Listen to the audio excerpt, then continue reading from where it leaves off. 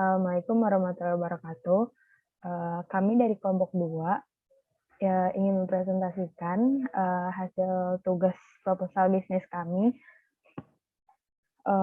Sebelumnya saya perkenalkan, nama saya Amalia Pujalestari. Lalu ada teman saya Ani Nurhalizah dan Muhammad Rifaldi. Sebelumnya proposal bisnis yang kami jalankan ini merupakan bisnis jualan dengan produk chicken rice ball, atau kita beri nama produknya itu Raisuboro. Perusahaan yang kita akan dirikan itu bernama Menpai Corporation. Menpai Corporation ini berada di Jalan Timbul. Pada video sebelumnya sudah dibahas mengenai profil perusahaan, visi misi, struktur organisasi, serta riset pasar yang sudah kami lakukan untuk produk yang akan kami jual. Lalu pada kesempatan kali ini saya akan menjelaskan tentang strategi pemasaran yang akan dilakukan oleh Manpai Corporation. Strategi pemasaran ini terbagi menjadi 2. Ada strategi promosi, ada strategi online dan strategi pemasaran offline. Yang pertama ini ada strategi pemasaran online. Strategi pemasaran online ini yaitu kegiatan yang dilakukan dengan menggunakan sosial media marketing sebagai sarana promosi, yaitu dengan menggunakan alat bantu sosial media. Alat bantu yang kita gunakan itu ada WhatsApp dan ada Instagram. Pada aplikasi Instagram ini kami membuat postingan tentang produk kami serta cara agar konsumen bisa membeli produk kami. Yang kedua itu ada strategi pemasaran secara offline atau direct selling. Kita melakukannya secara direct selling, yaitu mengkomunikasikan atau mempromosikan produk yang ditawarkan secara langsung kepada konsumen. Strategi pemasaran secara offline ini kita lakukan misalnya kepada orang-orang dekat, seperti orang-orang sekitar kampus Politeknik KPP misalnya, seperti teman sekelas atau keluarga dekat. Lalu ada transaksi penjualan secara online dan offline. Ini ada gambarnya. Transaksi penjualan offline yang sudah kita lakukan itu kita bisa menjual produk chicken rice ball ini sebanyak 35 porsi secara offline. Lalu ada transaksi penjualan online. Perusahaan kami sudah bisa menjual sebanyak 14 porsi dengan transaksi penjualan secara online, yaitu dengan menggunakan WhatsApp dan aplikasi Instagram.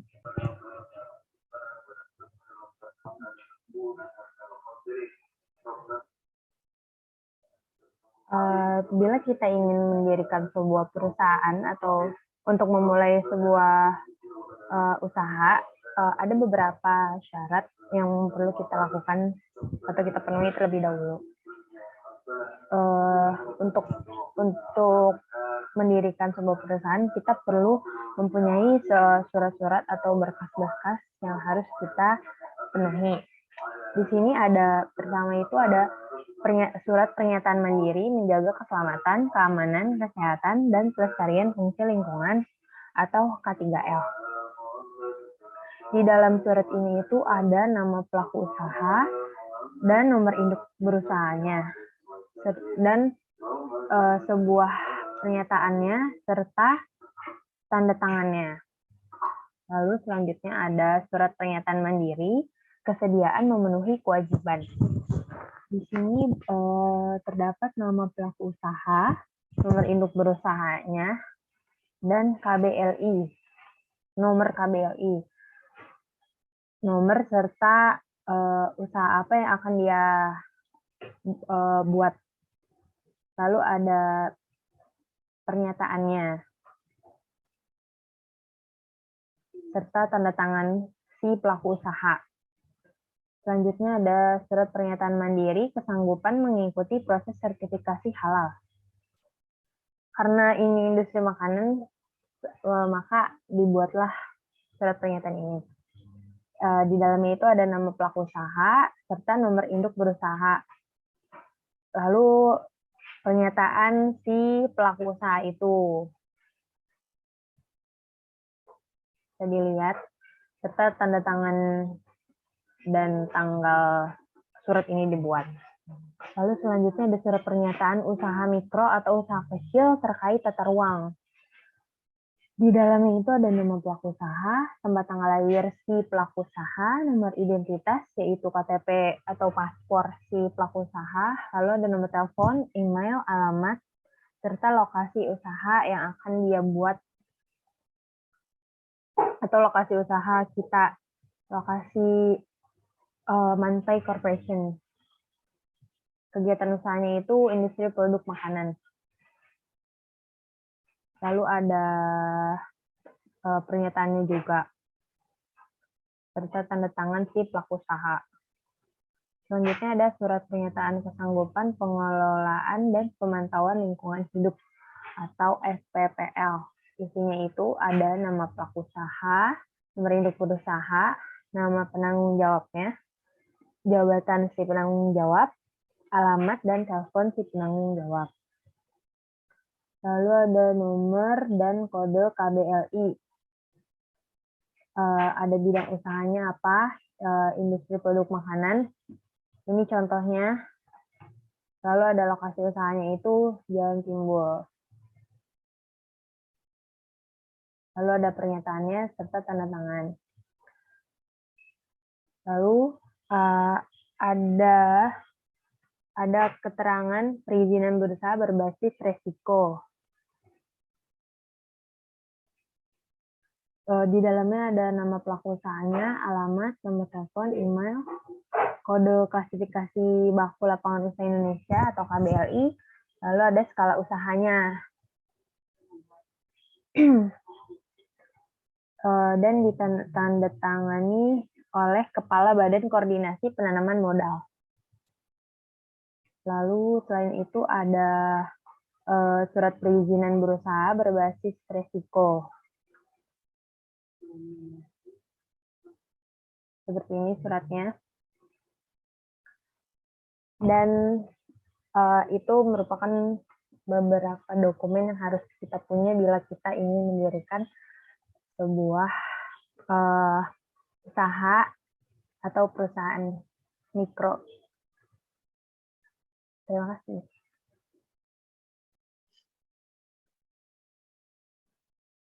Bismillahirrahmanirrahim. Assalamualaikum warahmatullahi wabarakatuh.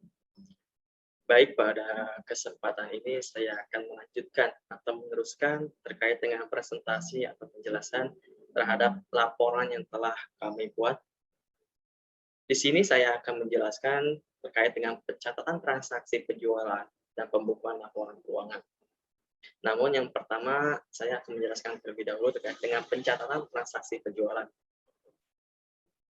Pada tabel sebelah kanan dapat kita ketahui terkait dengan rekap transaksi penjualan yang telah kami lakukan mengenai penjualan produk chicken rice ball yang kurang lebih dalam kurun waktu 1 bulan. Di mana transaksi penjualan yang kami lakukan ini kurang lebih sebanyak 11 kali. Transaksi penjualan yang pertama dilakukan pada tanggal 2 Desember tahun 2021, di mana jumlah produk chicken rice ball yang terjual kurang lebih 3 porsi dengan harga per porsinya itu sebesar Rp20.000. Sehingga dapat diketahui bahwa total pemasukan dari transaksi penjualan yang pertama ini sebesar Rp60.000.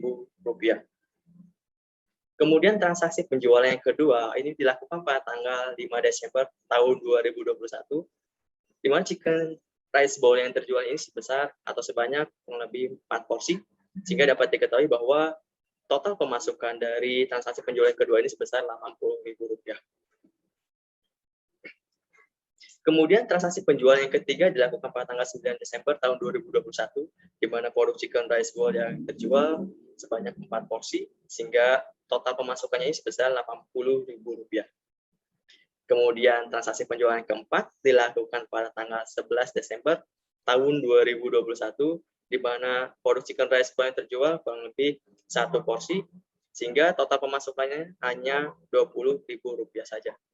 Kemudian transaksi penjualan yang kelima dilakukan pada tanggal 12 Desember tahun 2021, di mana produk chicken rice ball yang terjualnya ini sebanyak 2 porsi, sehingga total pemasukannya sebesar Rp40.000. Kemudian transaksi penjualan yang keenam dilakukan pada tanggal 14 Desember tahun 2021, di mana produk chicken rice ball yang terjual kurang lebih 3 porsi, sehingga total pemasukan dari transaksi penjualan yang ke-6 ini sebesar Rp60.000. Kemudian transaksi penjualan yang ke-7 dilakukan pada tanggal 17 Desember tahun 2021, di mana produk chicken rice ball yang terjualnya kurang lebih 4 porsi, sehingga dapat diketahui bahwa total pemasukan dari transaksi penjualan yang ke-7 ini sebesar Rp80.000. Kemudian transaksi penjualan yang ke-8 dilakukan pada tanggal 21 Desember tahun 2021, produk chicken rice ball yang terjualnya kurang lebih 4 porsi, sehingga total pemasukannya sebesar Rp80.000. Kemudian transaksi penjualan yang ke-9 dilakukan pada tanggal 22 Desember tahun 2021, di mana produk chicken rice ball yang terjualnya kurang lebih 3 porsi, sehingga total pemasukannya ini sebesar Rp60.000. Kemudian transaksi penjualan yang ke-10 dilakukan pada tanggal 25 Desember tahun 2021, di mana produk chicken rice ball yang terjualnya ini kurang lebih 4 porsi, sehingga dapat diketahui bahwa total pemasukan dari transaksi penjualan ke-10 ini sebesar Rp80.000. Kemudian yang terakhir, transaksi penjualan yang ke-11 dilakukan pada tanggal 26 Desember tahun 2021, di mana produk chicken rice ball yang terjualnya kurang lebih 3 porsi, sehingga dapat diketahui bahwa total pemasukan dari transaksi penjualan ke-11 ini sebesar Rp60.000. Dan dapat kita ketahui bahwa jumlah produk chicken rice ball yang terjual dalam kurun waktu 1 bulan ini sebanyak 35 porsi, dengan jumlah pendapatan penjualannya kurang lebih sebesar Rp700.000. Kemudian pada grafik sebelah kiri ini merupakan grafik terkait dengan jumlah produk chicken rice ball yang terjual pada setiap tanggalnya, yang mana tadi sempat saya jelaskan.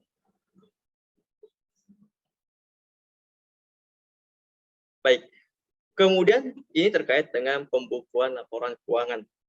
Ini ada beberapa komponen terkait dengan biaya yang dikeluarkan maupun biaya yang masuk. Nah, yang termasuk ke dalam komponen biaya masuk ini ada saldo awal atau saldo yang terkumpul yang diperoleh dari anggota kami atau anggota 11. Baik, kemudian ini ada pembukuan laporan keuangan. Dari tabel tersebut dapat kita lihat dan dapat kita ketahui bahwasanya terdapat beberapa komponen biaya masuk maupun biaya yang keluar, atau terdapat pemasukan maupun pengeluaran.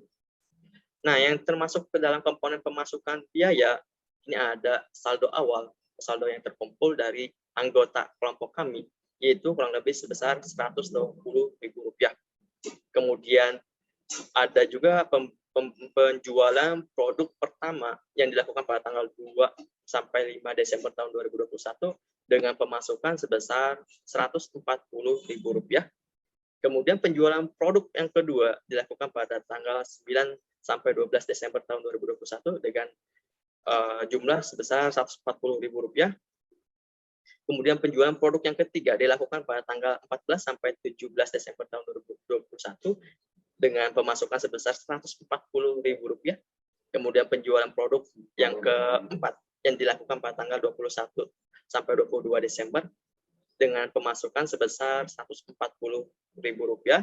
Kemudian penjualan produk yang kelima ini dilakukan pada tanggal 25 sampai 26 Desember tahun 2021 dengan total pemasukan sebesar Rp140.000.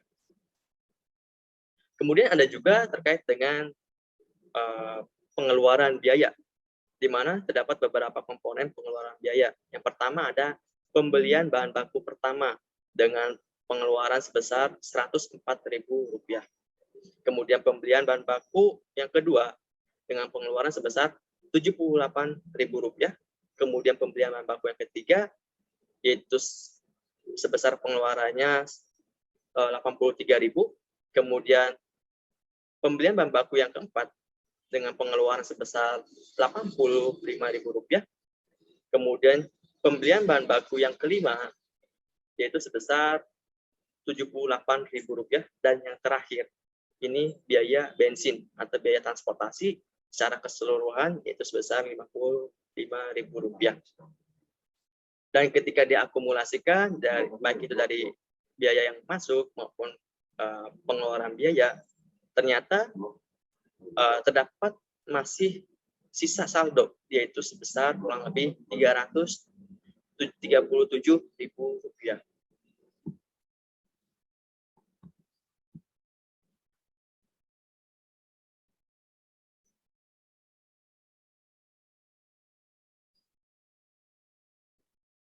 Baik, di sini ada daftar pembelian bahan baku, yang mana tadi sempat saya katakan sebelumnya bahwa terdapat beberapa pembelian bahan baku kurang lebih sebanyak 5 kali.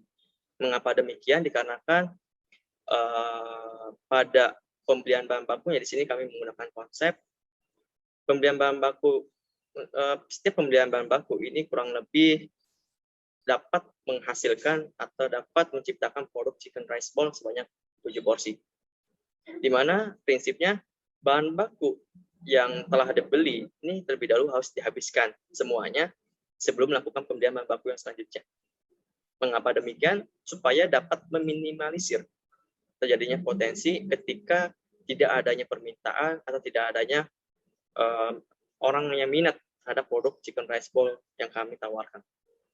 Dikarenakan dapat dibilang atau dapat dikatakan bahwa usaha yang kami bangun ini masih usaha yang baru, sehingga tidak menutup kemungkinan bahwa tidak terdapatnya permintaan atau tidak adanya orang yang minat ini dapat saja terjadi.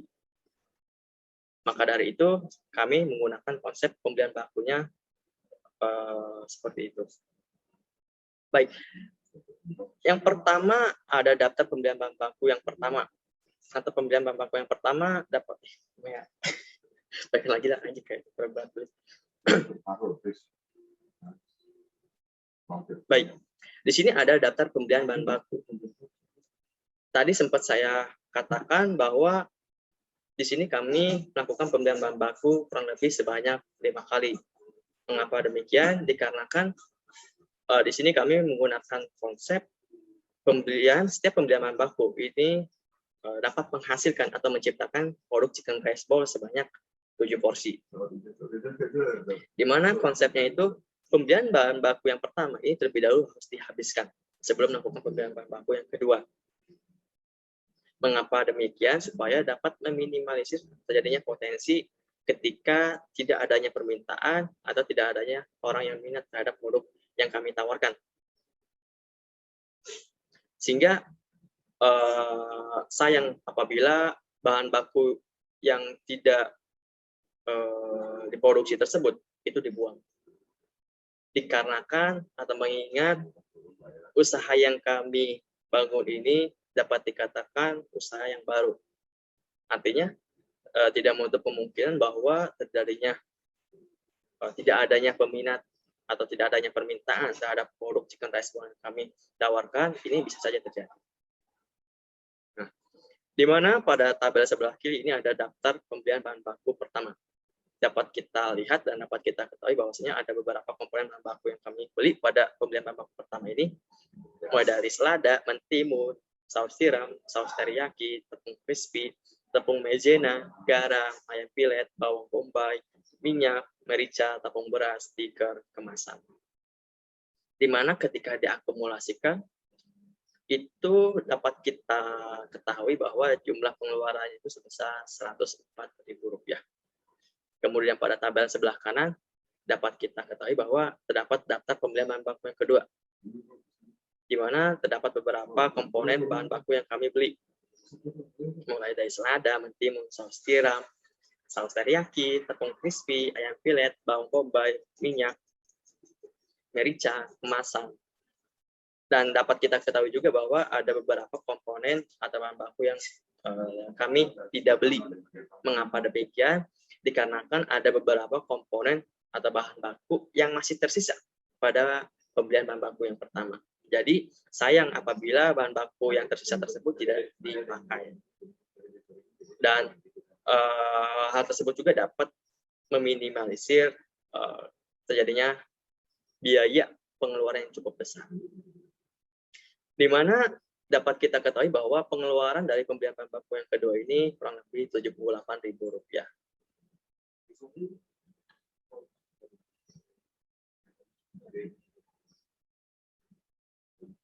Nah, kemudian pada tabel sebelah kiri ini ada daftar pembelian bahan baku yang ketiga.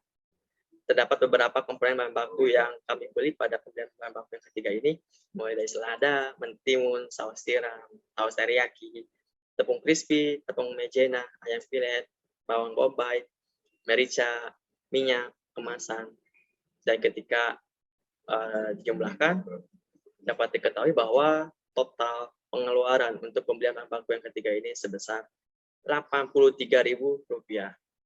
Kemudian pada tabel sebelah kanan, di sini ada daftar pembelian bahan baku yang keempat, di mana bahan baku yang kami beli pada pembelian bahan baku yang keempat ini terdapat ada selada, mentimun, saus tiram, teriyaki, tepung crispy, ayam filet, bawang bombay, minyak, merica, tepung beras, dan kemasan. Dan ketika diakumulasikan, total pengeluaran untuk pembelian bahan baku yang keempat ini kurang lebih Rp85.000.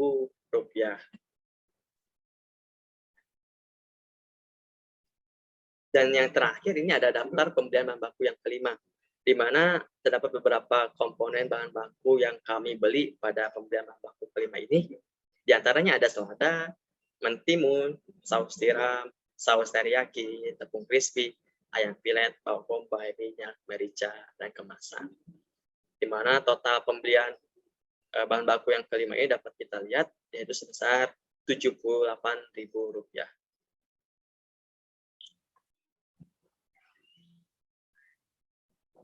Selanjutnya yaitu Operation Process Chart atau OPC dari Chicken Rice Bowl.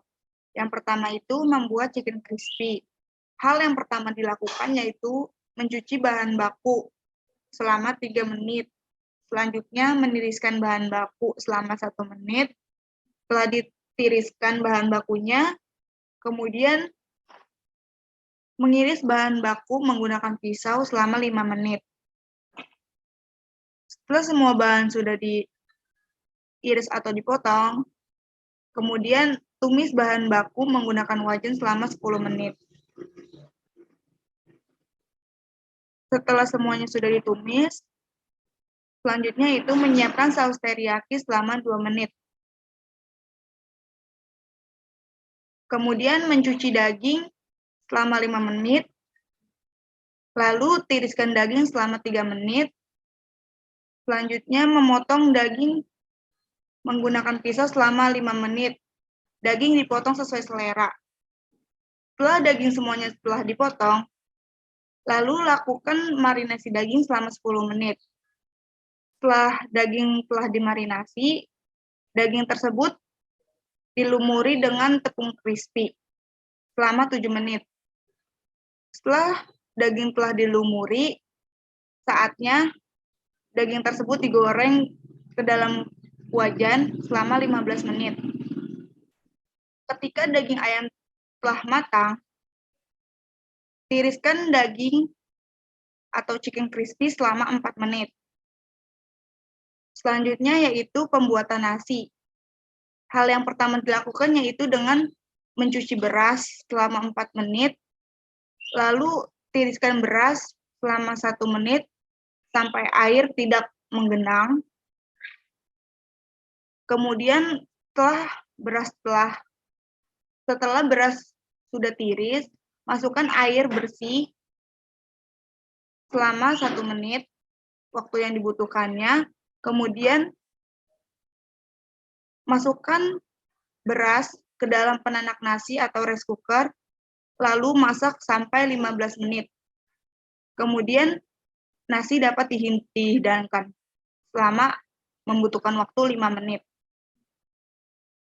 Ketika ketiga proses tadi sudah dilakukan, maka selanjutnya itu proses plating dengan membutuhkan waktu 15 menit.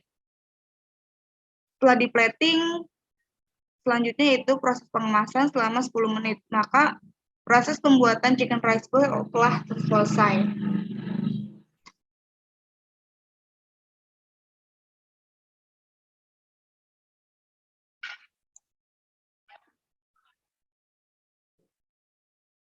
Selanjutnya yaitu flowchart mengenai proses pembuatan produk chicken rice bowl.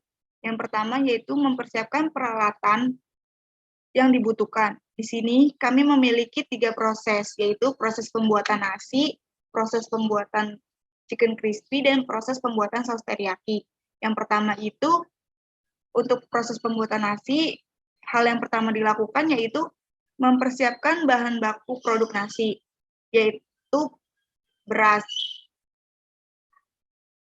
Setelah itu, cuci beras hingga bersih. Jika beras sudah bersih, lakukan pengeprufan, lalu tuangkan air secukupnya ke dalam beras, dan beras tersebut masukkan ke dalam penanak nasi atau rice cooker, lalu masak nasi hingga matang. Maka pembuatan nasi telah selesai. Proses pembuatan yang kedua yaitu proses pembuatan chicken crispy. Hal pertama yang dilakukan yaitu mencuci daging. Apabila daging sudah bersih, lakukan pengeprufan, lalu potong daging ayam sesuai selera. Setelah daging dipotong, berikan bumbu dan lakukan marinasi selama 20-25 menit. Setelah daging telah dimarinasi, kemudian membuat tepung crispy.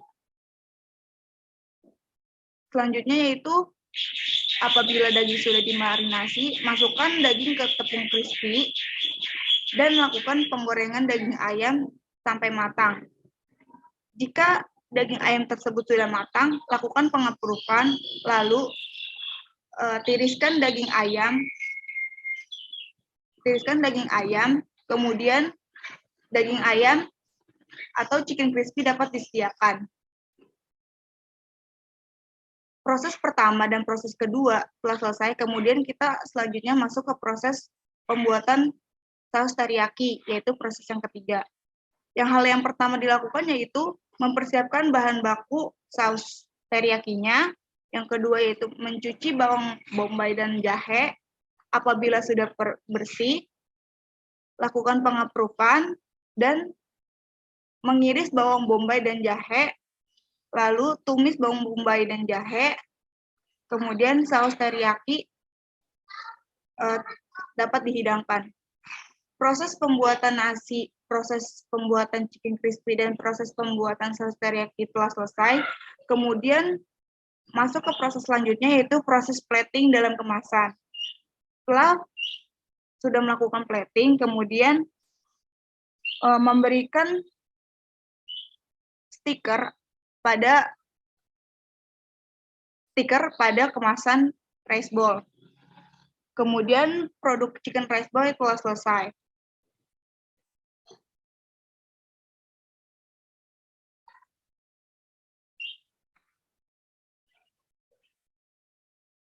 Sekian dari presentasi kelompok kami, kurang lebihnya mohon maaf. Wassalamualaikum warahmatullahi wabarakatuh.